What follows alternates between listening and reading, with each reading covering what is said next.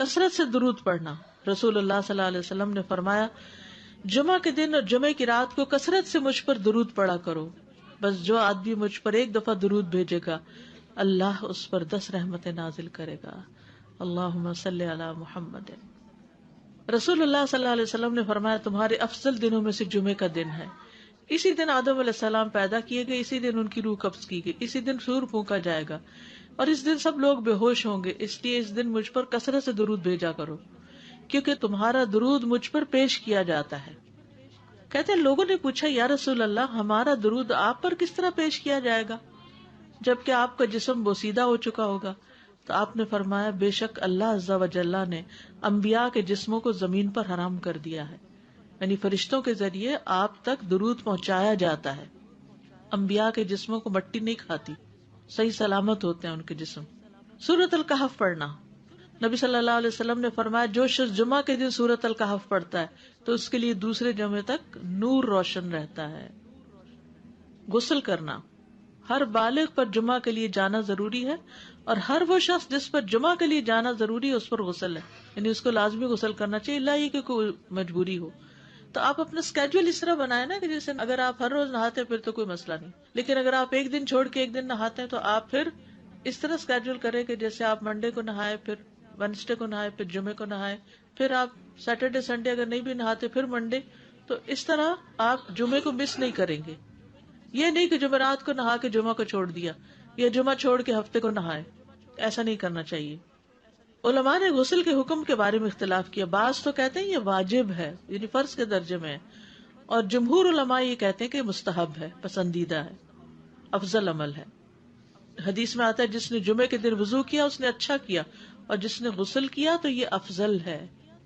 صفائی میں مبالغہ ہوتی نا, ویکلی صفائی آپ کو کرنی ہوتی ہے, یعنی جیسے ناخن وغیرہ کاٹتے ہیں یا پھر اپنے زائد بال وغیرہ اتارتے ہیں, تو یہ سب چیزیں اگر جمعے کے دن ہو تو زیادہ بہتر ہے.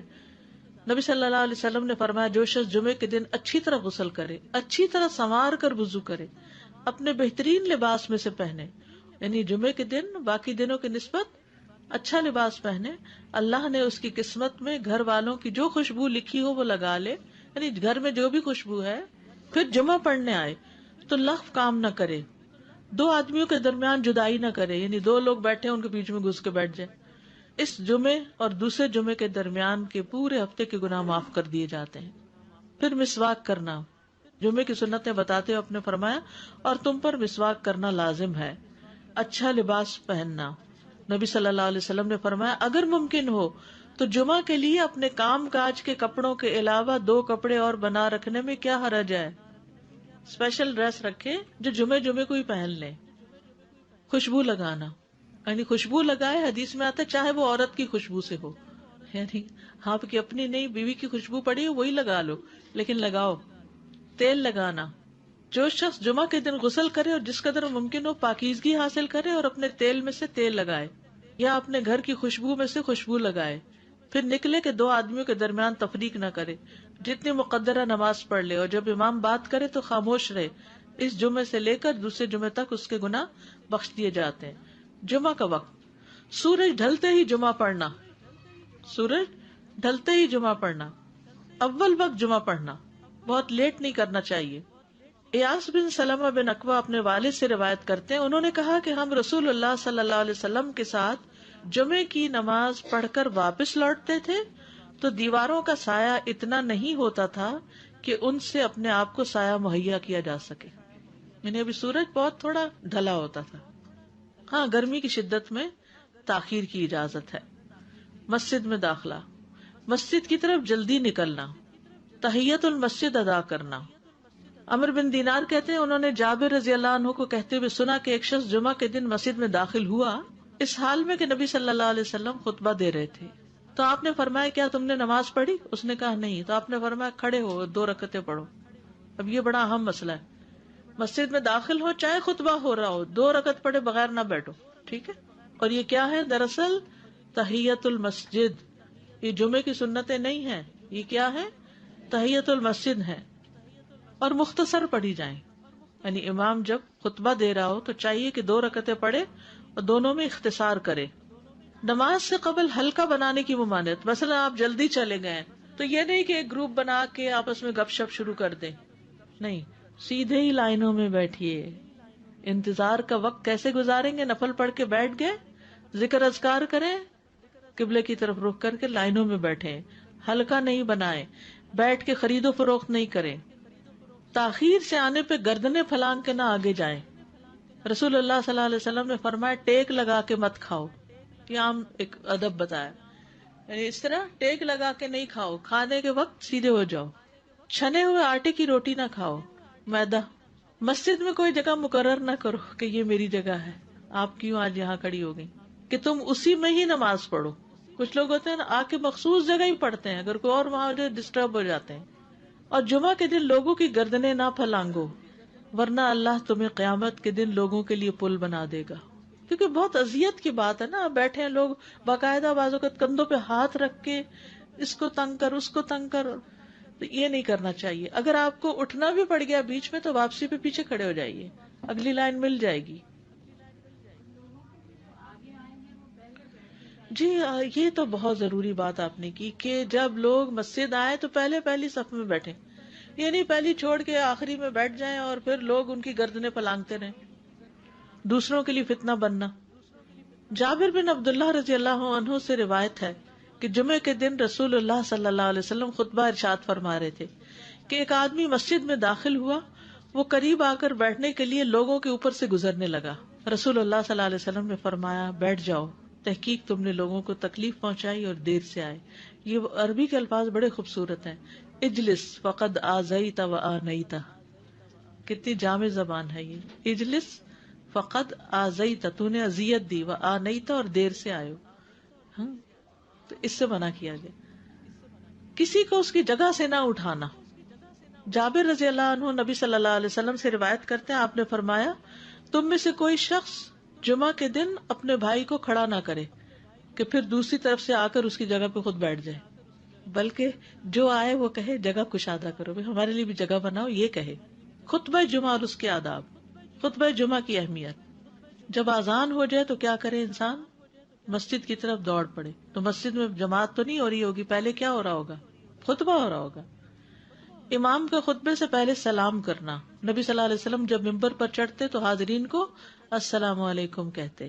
امام کا کھڑے ہو کر خطبہ دینا.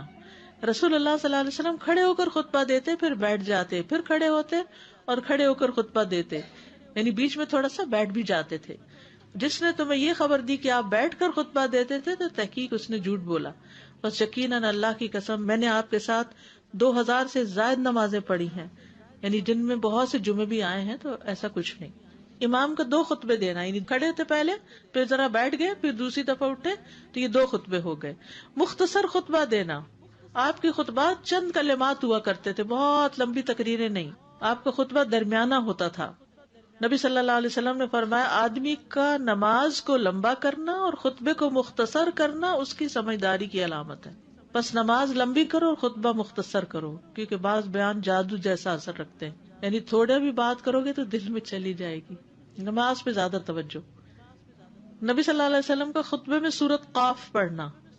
حارثہ بن نعمان کی بیٹی سے روایت ہے، کہتی کہ میں نے سورۃ قاف رسول اللہ صلی اللہ علیہ وسلم سے سن کر حفظ کر لی. آپ ہر جمعے کو خطبے میں پڑھا کرتے تھے.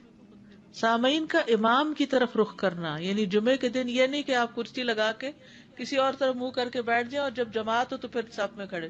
نہیں، آپ صف میں بیٹھے ہو، کس طرف منہ ہو؟ قبلہ رخ ہو، امام سامنے ہی ہوگا نا قبلے کی طرف.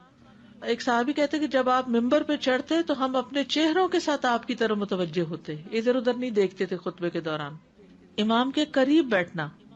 اللہ کے نبی صلی اللہ علیہ وسلم نے فرمایا ذکر میں حاضر ہوا کرو، یعنی خطبہ میں، اور امام کے قریب بیٹھا کرو. بے شک آدمی دور ہوتا رہتا ہے حتیٰ کہ وہ جنت میں بھی پیچھے ہی ہوگا، اگرچہ وہ اس میں داخل بھی ہو جائے. تاخیر کی اتنی مذمت ہے. خاموشی سے خطبہ سننا، یعنی بات نہیں کرنی چاہیے، کوئی اہم بات بھی نہیں پوچھنی چاہیے. ابن مسعود سے روایت ہے کہ انہوں نے ابی ابن کعب سے قرآن کی کسی آیت کے بارے میں سوال کیا جبکہ اللہ کے نبی خطبہ دے رہے تھے، تو انہوں نے اعراض کیا اور کوئی جواب نہ دیا. پھر جب آپ نے نماز پڑھائی تو ابی کہنے لگے تمہارا جمعہ ہی نہیں ہوا. تو ابن مسعود نے رسول اللہ صلی اللہ علیہ وسلم سے پوچھا تو آپ نے فرمایا ابی نے سچ کہا. کوئی بات کرنے کی اجازت نہیں، یہ کہنے کی بھی کہ چپ ہو جاؤ یہ بھی اجازت نہیں۔ عبداللہ بن مسعود کہتے کہ جب امام جمعہ کے لیے آ گیا پھر تمہارا اپنے ساتھی سے یہ کہنا کہ خاموش رہو لغویت کے لیے کافی ہے، یہ بھی لغو بات ہے۔ کوئی لغو حرکت نہ کرنا، کنکریوں سے نہ کھیلنا، فون سے نہیں کھیلنا، میسجز چیک نہیں کرنا، انگلیوں میں انگلیاں ڈال کے پٹاخے نہیں بجانا، گوٹ مار کے نہیں بیٹھنا۔ گوٹ مار کے کیسے بیٹھتے ہیں؟ گھٹنے اوپر کر کے اور یوں ایسے گھٹنوں کے گرد ہاتھ ڈال کے۔ کئی دفعہ ایسے نظر آتا ہے کہ خطبے میں لوگ اس طرح بیٹھے ہوتے ہیں کیونکہ پتہ نہیں ہے، یعنی آپ چوکڑی مار سکتے ہیں۔ آپ سب سے افضل پوزیشن تو یہ ہے کہ جیسے نماز کے اتحیات میں ہم بیٹھتے ہیں، لیکن کچھ لوگ اس طرح بیٹھ نہیں سکتے، چلے کرسی بھی بیٹھ جائیں۔ اگر کرسی نہیں ہے، نیچے بیٹھے ہیں تو چوکڑی مار کے بیٹھ جائیں، ٹانگیں اس طرح پیٹ کے ساتھ لگا کے گھٹنوں پہ ہاتھ کو بل دے کے اس طرح نہیں بیٹھے۔ اگر مجبوری ہے تو وہ اور بات ہے، لیکن یہ کہ بلا وجہ نہیں کرنا چاہیے کیونکہ ادب کے خلاف ہے۔ اونگ آنے پر جگہ بدلنا، نبی صلی اللہ علیہ وسلم نے فرمایا اگر جمعہ کے دن کسی کو مسجد میں اونگ آنے لگے تو اپنی اس جگہ کو دوسری جگہ سے بدل لے۔ کہ بعض اوقات ایسا ہوتا ہے نا، خطبے کے وقت بڑی سکینت ہوتی ہے اور آخری خطبہ تو آپ نیند میں ہی سنتے ہیں۔ نماز جمعہ کی رکعت 2 رکعت ہے فرض بس۔ جمعہ کی نماز 2 رکعتیں ہیں اور ان دونوں میں قرات ہوتی ہے۔ نبی صلی اللہ علیہ وسلم جمعے میں سبح اسم ربک الاعلی اور هل اتاک حدیث الغاشیہ پڑھتے۔ کبھی جمعہ اور عید کٹھے ہو جاتے تب بھی دونوں نمازوں میں یہی صورت پڑھتے تھے، ٹھیک ہے۔ اسی طرح صبح کی نماز میں جمعے کے دن الف لام میم التنزیل اور هل اتى علی الانسان کی قرات کرتے اور نماز جمعہ میں سورۃ الجمعہ اور منافقین کی تلاوت کرتے، یعنی یہ بھی ملتا ہے۔ فرض کے بعد 2 رکعت پڑھنا، عبداللہ بن عمر سے روایت ہے انہوں نے رسول اللہ صلی اللہ علیہ وسلم کی نفل نماز کو بیان کیا اور کہا کہ آپ جمعے کے بعد کوئی نفل نماز نہیں پڑھتے تھے حتیٰ کہ واپس تشریف لے جاتے، پھر اپنے گھر میں 2 رکعت پڑھتے تھے۔ اب جو لوگ گھر نہیں جاتے تو پھر وہیں پر وہ پڑھ لیتے ہیں، ورنہ آپ صلی اللہ علیہ وسلم اپنی سنتیں وغیرہ گھر میں پڑھتے تھے۔ اور اسی طرح 4 بھی پڑھی جا سکتی، 2 بھی ہیں 4 بھی ہیں۔ آپ صلی اللہ علیہ وسلم نے فرمایا جب تم میں سے کوئی جمعہ پڑھ چکے تو اس کے بعد 4 رکعتیں پڑھے، یہ آپ کا حکم ہے۔ تو جب آپ کا 2 چیزیں ہوتی ہیں سمجھنے کے لیے، ایک آپ کا فعل ہوتا ہے اور ایک آپ کا حکم ہوتا ہے، تو ہمارے لیے کیا ہے جو آپ کا حکم ہو۔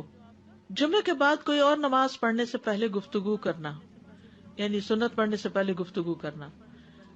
اسما بن مالک سے مرفوعاً روایت ہے کہ جب تم میں سے کوئی آدمی جمعہ کی نماز پڑھے تو اس کے بعد اس وقت تک کوئی نماز ادا نہ کرے جب تک کسی سے کلام نہ کرے یا اس جگہ سے نکل نہ جائے۔ پہلے منع تھا، اب کوئی نہ کوئی بات کر لینی چاہیے۔ نہیں سمجھ آئی؟ یعنی جمعہ پڑھ لیا آپ نے اور پھر کسی سے آپ سلام دعا کر لیں، اس کے بعد سنت پڑھیں یا نفل جو بھی، ٹھیک ہے۔ اور گھر جانا ہے تو گھر جا کے پڑھیں، اور اگر گھر نہیں جانا، کام پہ جانا ہے تو ادھر ہی پڑھ کے چلے جائیں۔ کتنا پیارا ہے ہمارا دین کہ اتنا لمبا بھی چپ کر روزہ نہیں رکھوایا۔ بالکل۔ عاصم سے روایت ہے، وہ ابو قلابہ سے نقل کرتے ہیں، میں نے ان کے ساتھ جمعہ کی نماز پڑھی، جب میں نے اپنی نماز پوری کر لی انہوں نے میرے ہاتھ کو پکڑا اور میری جگہ پر کھڑے ہوئے اور مجھے اپنی جگہ پہ کھڑا کیا۔ وہ جو ہم چینج کرتے ہیں نا جگہ، وہ اس کی بات ہو رہی ہے۔ یعنی جمعے کے بعد کوئی اور نماز پڑھنے سے پہلے بات بھی کر لینا، جگہ بھی تبدیل کرنا۔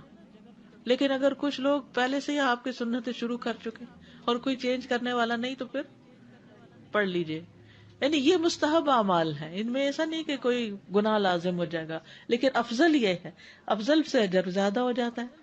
جمعہ کے دیگر احکام، 1 رکعت پانے پر بھی جمعہ ادا ہو جاتا ہے۔ یعنی اگر کسی کو رش مل گیا، پارکنگ نہیں ملی اور 1 رکعت میں بھی پہنچ گیا تو جمعہ ہو گیا۔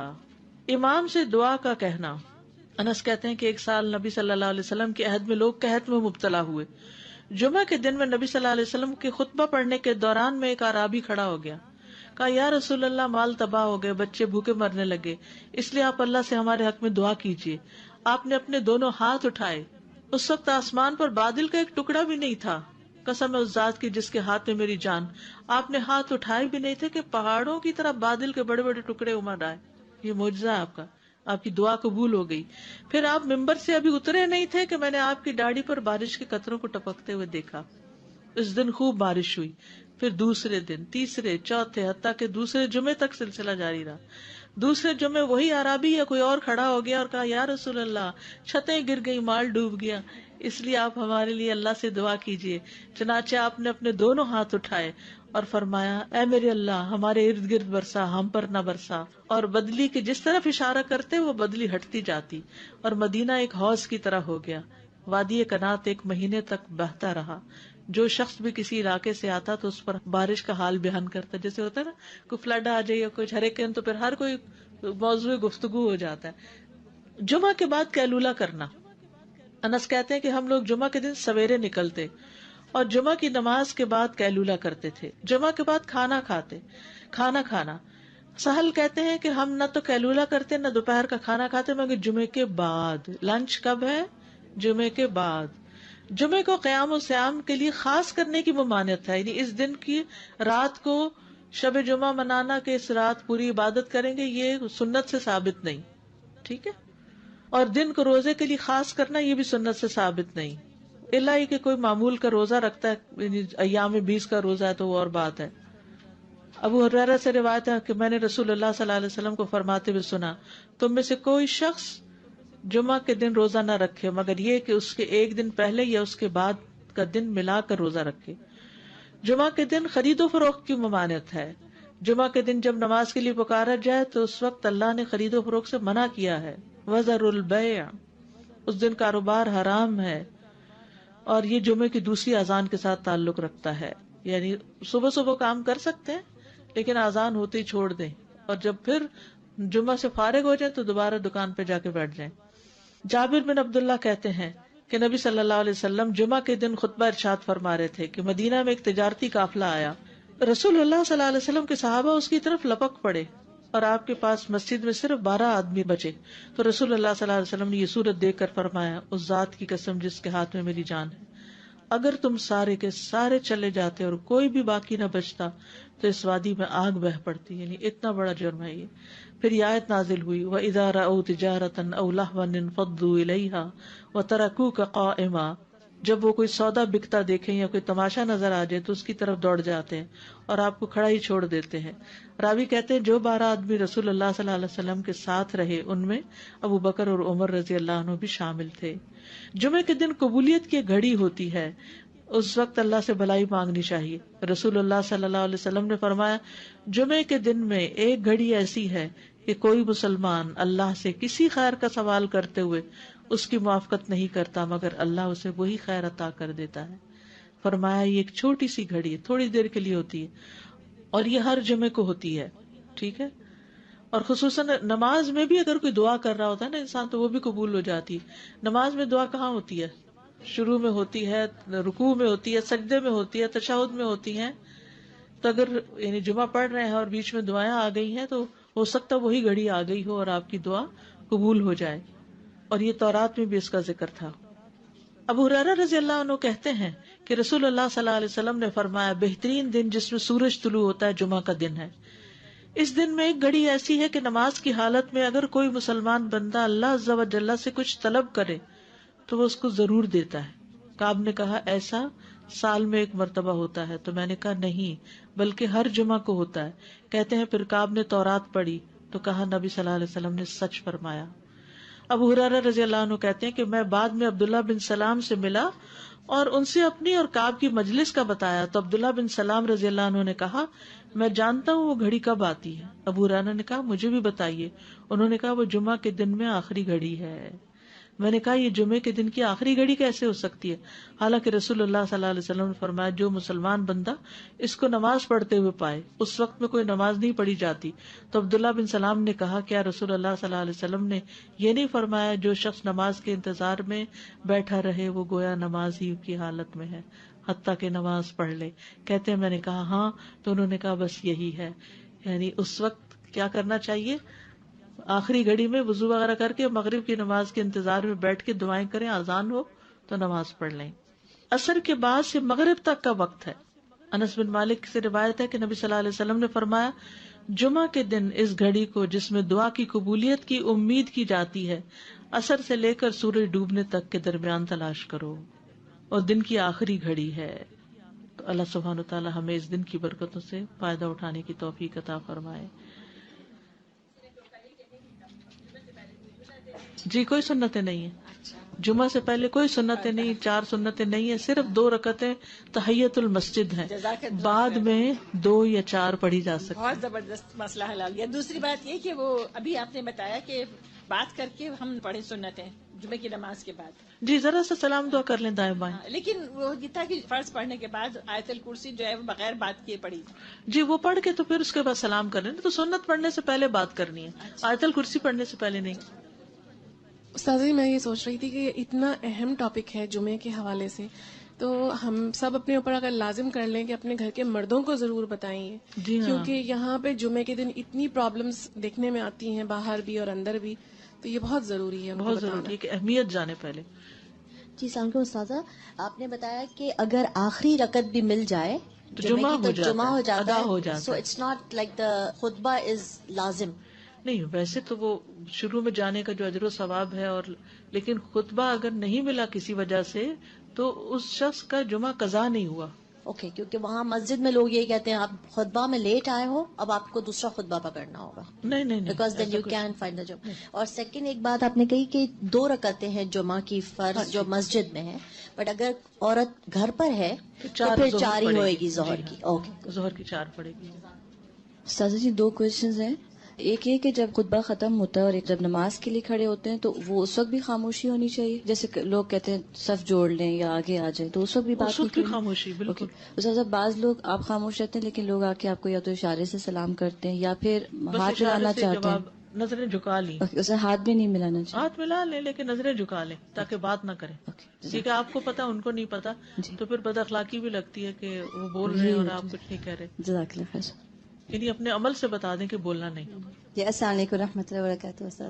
استاذہ جب ہم مسجد میں نماز پڑھتے ہیں، سنتیں ادا کرتے ہیں، تو ہم 4 ادا کرتے ہیں. سننے میں یہ آتا ہے کہ اگر ہم گھر آ کے ادا کریں گے تو 2 ادا کریں گے، کیا یہ صحیح بات ہے؟ نبی صلی اللہ علیہ وسلم چونکہ گھر جا کے 2 پڑھا کرتے تھے، لیکن آپ نے ہمیں 4 ادا کرنے کا حکم دیا ہے، تو جی اس لیے 4 بھی ادا کر سکتے ہیں.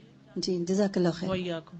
استخارے کی بات ہے، کسی کو بتانے کی ضرورت پڑ جائے تو سب سے پہلی بات تو یہ کہ صاحب معاملہ خود استخارہ کرے. جی ہاں. دوسری بات یہ کہ مکروہ اوقات کے علاوہ 2 رکعت نفل کبھی بھی پڑھ سکتا ہے. جی ہاں.